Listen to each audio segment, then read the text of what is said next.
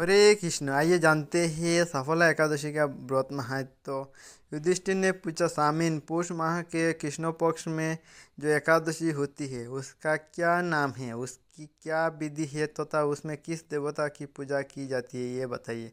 ये पौष मास जो है ये शास्त्रों में मार्गशीर्ष मास कहा जाता है। भगवान श्री कृष्ण कहते हैं, राजेंद्र, बड़ी बड़ी दक्षिणा वाले यज्ञ से भी मुझे उतना संतुष्ट नहीं होता जितना एकादशी व्रत के अनुष्ठान से होता है।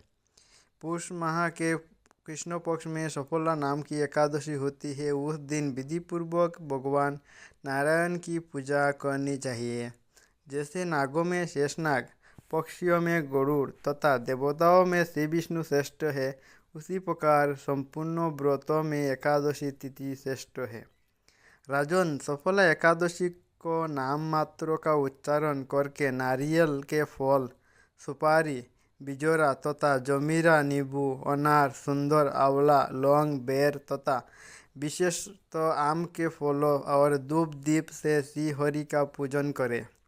सफला एकादशी को विशेष रूप से दीप दान करने का विधान है। रात को वैष्णव पुरुषों के साथ जागरण करना चाहिए। जागरण करने वाले को जिस फल की प्राप्ति होती है वो 1000 वर्ष तपस्या करने से भी नहीं मिलता। निपश्रेष्ठ, अब सफला एकादशी की शुभकारिणी कथा सुनो। चंपावती नाम से विख्यात एक पुरी है जो कभी राजा महिष्मति की राजधानी थी। राजर्षि महिष्मत के 5 पुत्र थे। उनमें जो ज्येष्ठ था वह सदा पाप कर्मों में ही लगा रहता था, परस्तिगामी और वेश्यासक्त था। उसने पिता के धन को पाप कर्मों में ही खर्च किया। वह सदा दुराचार परायण तथा वैष्णवों और देवताओं की निंदा किया करता था।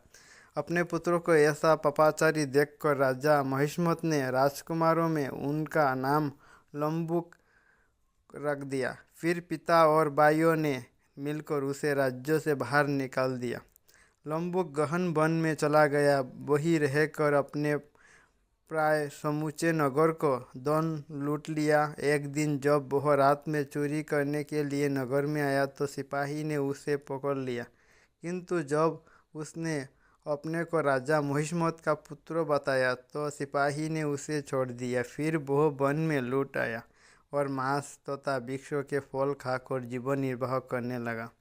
उस दुष्ट का विश्राम स्थान पीपल वृक्ष बहुत वर्ष पुराना था। उस वन में वह वृक्ष एक महान देवता माना जाता था। पाप बुद्धि लंबुक वही निवास करता था। एक दिन किसी संचित पुण्य के प्रभाव से उसका द्वारा एकादशी के व्रत का पालन हो गया। पौष मास में कृष्ण पक्ष की दशमी के दिन पापिष्ट लंबुक ने वृक्षों के फल खाए और वस्त्रहीन होने के कारण रात भर जड़े का कष्ट भोगा। उस समय न तो उसे नींद आई और न आराम ही मिला। वो निष्प्राण सा हो रहा था। सूर्योदय होने पर भी उसका होश नहीं आया। सफला एकादशी के दिन भी लंबुक बेहोश पड़ा रहा। दोपहर होने पर उसे चेतना प्राप्त हुई। फिर इधर उधर दृष्टि डालकर वह आसन से उठा और लंगड़े की बातें लड़खड़ाता हुआ वन के भीतर गया। वह भूख से दुर्बल और पीड़ित हो रहा था। राजन लंबुक बहुत से फल लेकर जब तक विश्राम स्थल पर लौटा तब तक सूर्योदय अस्त हो गए थे। तब उसने उस पीपल वृक्ष की जड़ में बहुत से फल निवेदन करते हुए कहा, इन फलों से लक्ष्मीपति भगवान श्री विष्णु संतुष्ट हो। यह कहकर लंबुक ने रात भर नींद नहीं ली। इस प्रकार अनायास ही उसने इस व्रत का पालन कर लिया। उस समय सहसा आकाशवाणी हुई, राजकुमार, तुम सफला एकादशी के प्रसाद से राज्य और पुत्रों प्राप्त करोगे। बहुत अच्छा कहकर उसने वह वरदान स्वीकार किया।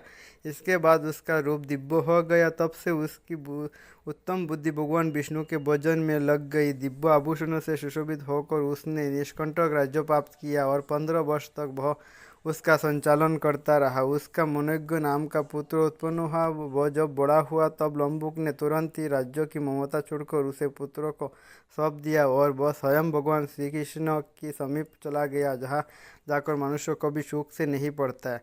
राजन, इस प्रकार जो सफला एकादशी का उत्तम व्रत करता है वह इस लोक में सुख भोग कर मरने के पश्चात मोक्ष को प्राप्ति होते हैं। संसार में वे मनुष्य धन्य है जो सफल एकादशी के व्रत में लगे रहते हैं, उसी का जन्म सफल हो। महाराज, इसकी महिमा को पढ़ने सुनने तथा उसके अनुसार आचरण करने में मनुष्य राजस्व यज्ञ का फल पाता है। हरे कृष्ण कृष्ण कृष्ण हरे हरे, हरे राम राम राम हरे हरे।